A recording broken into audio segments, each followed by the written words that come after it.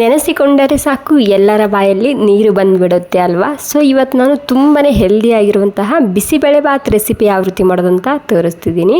ಒಂದು 10ರಿಂದ 15 ನಿಮಿಷದಲ್ಲಿ ರೆಡಿ ಮಾಡ್ಕೋಬೋದು.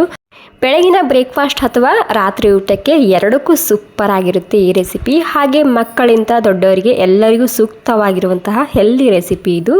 ಇದನ್ನು ಮಾಡೋದಕ್ಕೆ ಮೊದಲಿಗೆ ನಾನಿಲ್ಲಿ 1 ಕಪ್ ಆಗುವಷ್ಟು ಅಕ್ಕಿ ತೊಗೊಂಡಿದ್ದೀನಿ, ಅರ್ಧ ಕಪ್ ಆಗುವಷ್ಟು ತೊಗರಿ ಬೇಳೆ ತೊಗೊಂಡಿದ್ದೀನಿ. ನೀವಿಲ್ಲಿ ಅಕ್ಕಿ ಯಾವ್ದು ತೊಗೊಂಡ್ರೂ ಭೀ ನಡೆಯುತ್ತೆ. ಎರಡು ನಾನು ಕ್ಲೀನಾಗಿ ಒಂದು 2-3 ಸಲ ಕ್ಲೀನಾಗಿ ತೊಳ್ಕೊಂಡಿದ್ದೀನಿ. ಇವಾಗ ಇದೇ ಕಪ್ಪಿಲಿ ನಾನಿಲ್ಲಿ ಒಂದು 3 ಕಪ್ ಆಗುವಷ್ಟು ನೀರನ್ನ ಹಾಕ್ತಿದ್ದೀನಿ. ಓಕೆ, ಒಂದು 3 ಕಪ್ ನೀರು ಹಾಕ್ಕೊಂಡಿನಿ. ಇವಾಗ ಮತ್ತೆ ಬೇಕಿದ್ರೆ ಮುಂದೆ ಹಾಕೋಬಹುದು. ತರಕಾರಿ ತೊಗೊಂಡಿದ್ದೀನಿ, ನಿಮ್ಗೆ ಯಾವ ತರಕಾರಿ ಇಷ್ಟನೋ ಅದನ್ನೇ ಹಾಕೋಬಹುದು. ನಾನಲ್ಲಿ ಬೀನ್ಸ್, ಮಟಾರ, ಹಾಗೆ ಕ್ಯಾರೆಟ್ ಮತ್ತು ಆಲೂಗಡ್ಡೆ ತೊಗೊಂಡಿದ್ದೀನಿ. ರುಚಿಗೆ ಬೇಕಾದಷ್ಟು ಉಪ್ಪು ಹಾಗೆ ಅರಿಶಿನ ಹಾಕ್ಕೊಂಡು ಹೈ ಫ್ಲೇಮ್ದಲ್ಲಿ ಒಂದು 3 ಸೀಟಿ ಹೊಡ್ಸ್ಕೊಂಡು ತೊಗೋಬೇಕು. ಜಾಸ್ತಿ ಸಾಫ್ಟ್ ಆಗೋ ತನಕ ಬೇಯಿಸ್ಕೋಬಾರ್ದು, ಜಸ್ಟ್ ಬೆಂದರೆ ಸಾಕು ಎಲ್ಲ ತರಕಾರಿ ಹಾಗೆ ಅನ್ನ ಇದರಲ್ಲಿ. ನೋಡಿ, ನಾನಿವಾಗ ಒಂದು ಮೀಡಿಯಮ್ ಗ್ಯಾಸ್ನಲ್ಲಿ ಒಂದು 3 ಸೀಟಿ ಹೊಡ್ಸ್ಕೊಂಡು ತೊಗೊಂಡಿದ್ದೀನಿ. ಈ ರೀತಿ ಎಲ್ಲನೂ ಸರಿಯಾಗಿ ಬೆಂದಿದೆ ಹದವಾಗಿ. ಮತ್ತು ಇಲ್ಲಿ ನೀವು ಅಕ್ಕಿ ಯಾವುದು ಹಾಕೊಂಡ್ರೂ ನಡೆಯುತ್ತೆ ಈ ಬಿಸಿಬೇಳೆಬಾತ್ ಮಾಡೋದಕ್ಕೆ.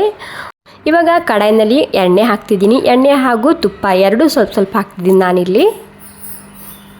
ತುಪ್ಪ ಹಾಕಲೇಬೇಕು, ಈ ಬಿಸಿಬೇಳೆಬಾತ್ಗೆ ತುಂಬಾ ರುಚಿಯಾಗಿರುತ್ತೆ. 2 ಬಿಸಿ ಆದಮೇಲೆ ಜೀರಿಗೆ, ಸಾಸಿವೆ, ಹಿಂಗೆ ಹಾಕ್ತಿದ್ದೀನಿ ಸ್ವಲ್ಪನೇ. ಹಾಗೆ ಈರುಳ್ಳಿ ಹಾಕ್ತಿದ್ದೀನಿ, 1 ಈರುಳ್ಳಿ ಸಣ್ಣದಾಗಿ ಕಟ್ ಮಾಡ್ಕೊಂಡು ಹಾಕ್ಕೊಂಡಿನಿ. ಅದರ ಜೊತೆಗೆ ಕರಿಬೇವಿನ ಸೊಪ್ಪು ಹಾಗೆ 1-2 ಬ್ಯಾಡಗಿ ಮೆಣಸಿನ್ಕಾಯಿ ಹಾಕ್ಕೊಂಡಿನಿ. ಇವಾಗ ಈರುಳ್ಳಿ ಹಸಿ ವಾಸನೆ ಹೋಗಬೇಕು, ಹಾಗೆ ಸ್ವಲ್ಪನೇ ಕಲರ್ ಚೇಂಜ್ ಆಗಬೇಕು, ಅಲ್ಲಿ ತನಕ ಇದನ್ನು ಹುರ್ಕೋಬೇಕಾಗುತ್ತೆ. ಇವಾಗ ನೋಡಿ, ಈರುಳ್ಳಿ ಕಲರ್ ಚೇಂಜ್ ಮಾಡ್ಕೊಂಡಿದೆ. ಈ ಟೈಮ್ನಲ್ಲಿ ಇದಕ್ಕೆ ಟೊಮೆಟೊನ ಹಾಕ್ತಿದ್ದೀನಿ. ಇದು ಕೂಡ ಸಣ್ಣದಾಗಿ ಕಟ್ ಮಾಡ್ಕೊಂಡು ಹಾಕ್ಕೊಂಡಿನಿ. ಟೊಮೆಟೊ ಬೇಗನೆ ಸಾಫ್ಟ್ ಆಗಲ್ಲ ನಾನಿಲ್ಲಿ ಸ್ವಲ್ಪ ಅರಿಶಿನ ಹಾಗೂ ಉಪ್ಪನ್ನ ಹಾಕ್ತಿದ್ದೀನಿ. ಸೊ ನಾವು ಮೊದಲು ಉಪ್ಪು ಕೂಡ ಹಾಕಿರ್ತೇವೆ ಅಲ್ಲಿ ಬೇಯಿಸುವಾಗ, ಸೊ ಇಲ್ಲಿ ನೋಡ್ಕೊಂಡು ಉಪ್ಪನ್ನ ಹಾಕೋಬೇಕು. ಇವಾಗ ಇದಕ್ಕೆ 1 ಚಮಚ ರೆಡ್ ಖಾರದ ಪುಡಿ ಹಾಕ್ತಿದ್ದೀನಿ. ಹಾಗೆ 1 ಚಮಚ ಸಾಂಬಾರು ಮಸಾಲ ಹಾಕ್ತಿದ್ದೀನಿ. ಹೋಮ್ ಮೇಡ್ ಸಾಂಬಾರು ಮಸಾಲ ಇದೆ ಇದು, ಬೇಕಿದ್ದರೆ ಆರ್ಡ್ರ್ ಕೂಡ ಮಾಡ್ಬೋದು. ಹಾಗೆ ಒಂದು 2-3 ಚಮಚ ಬಿಸಿಬೇಳೆಬಾತ್ ಪೌಡರ್ ಹಾಕ್ತಿದ್ದೀನಿ. ನಾನು ಇದರಲ್ಲಿ ಹೋಮ್ ಮೇಡ್ ಬಿಸಿಬೇಳೆಬಾತ್ ಪೌಡರ್ ಹಾಕ್ಕೊಂಡಿನಿ. ನೀವು ಬೇಕಿದ್ರೆ ರೆಡಿಮೇಡ್ ಕೂಡ ಹಾಕ್ಬೋದು. ಬಿಸಿಬೇಳೆಬಾತ್ ಪೌಡರ್ ಬೇಕಿದ್ರೆ ಮುಂದಿನ ವಿಡಿಯೋದಲ್ಲಿ ತೋರಿಸ್ಕೊಡ್ತೀನಿ. ಒಂದು 10 ನಿಮಿಷದಲ್ಲಿ ರೆಡಿ ಮಾಡ್ಕೊಂಡು ಇಟ್ಕೊಂಡ್ರೆ 1 ವರ್ಷ ಅದನ್ನು ನೀವು ಬಿಸಿಬೇಳೆಬಾತ್ ಮಾಡೋದಕ್ಕೆ ಬಳಸ್ಕೋಬೋದು. ಇವಾಗ 1 ಕಪ್ ಹುಣಸೆ ಹಣ್ಣಿನ ರಸ ಹಾಗೆ 1 ಕಪ್ ನೀರು ಹಾಕ್ಕೊಂಡಿನಿ.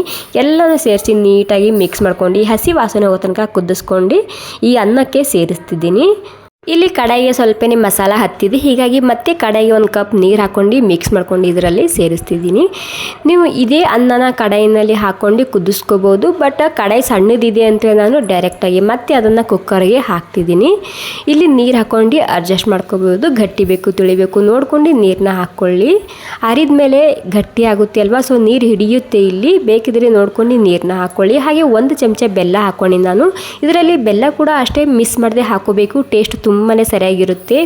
ಎಷ್ಟು ಸರಿಯಾಗಿ ಘಮ್ ಅಂತ ಸ್ಮೆಲ್ ಬರುತ್ತಿದೆ ಈ ಟೈಮ್ನಲ್ಲಿ, ಆಹಾ. ಸೊ ಯಾವಾಗ ತಿಲ್ಲಿ ಅನ್ನಿಸ್ತಿದೆ ಅಷ್ಟು ಸರಿಯಾಗಿ ಸ್ಮೆಲ್ ಬರುತ್ತಿದೆ. ಒಂದು 5 ನಿಮಿಷ ಇದನ್ನು ಕುದಿಸ್ಕೊಂಡು ಮತ್ತೆ ಕುಕ್ಕರ್ಗೆ ಹಾಕ್ಕೊಂಡು ಸ್ಲೋ ಗ್ಯಾಸ್ನಲ್ಲಿ ಕೊನೆಗೆ ಇದಕ್ಕೆ ಕೊತ್ತಂಬರಿ ಸೊಪ್ಪು 1-2 ಚಮಚ ತುಪ್ಪ ಹಾಕ್ತಿದ್ದೀನಿ. ಸೂಪರ್ ಆಗಿರುವಂತಹ ಹೆಲ್ದಿ ಆಗಿರುವಂತಹ ಬಿಸಿಬೇಳೆಬಾತ್ ರೆಸಿಪಿ ರೆಡಿಯಾಗಿದೆ. ಸೊ ಇಲ್ಲಿ ಕುದಿಸುವಾಗ ಸ್ವಲ್ಪ ನೀರು ಹಾಕ್ಕೋಬೇಕು, ಯಾಕಂದರೆ ಇದು ಆರಿದ ಮೇಲೆ ಗಟ್ಟಿಯಾಗುತ್ತೆ. ಒಂದು ವೇಳೆ ಇಲ್ಲಿ ಪೂರ್ತಿನೇ ಗಟ್ಟಿಯಾಗಿತ್ತಂದರೆ ಮತ್ತೇನು ಮಾಡಿ ಬಿಸಿನೀರನ್ನ ಹಾಕ್ಕೊಂಡು ಮತ್ತೆ 1 ನಿಮಿಷ ಕುದಿಸ್ಕೊಂಡು ತೊಗೊಂಡ್ರೆ ಬಿಸಿ ಆಗಿರುವಂತಹ ಬಿಸಿಬೇಳೆಬಾತ್ ರೆಸಿಪಿ ರೆಡಿಯಾಗುತ್ತೆ.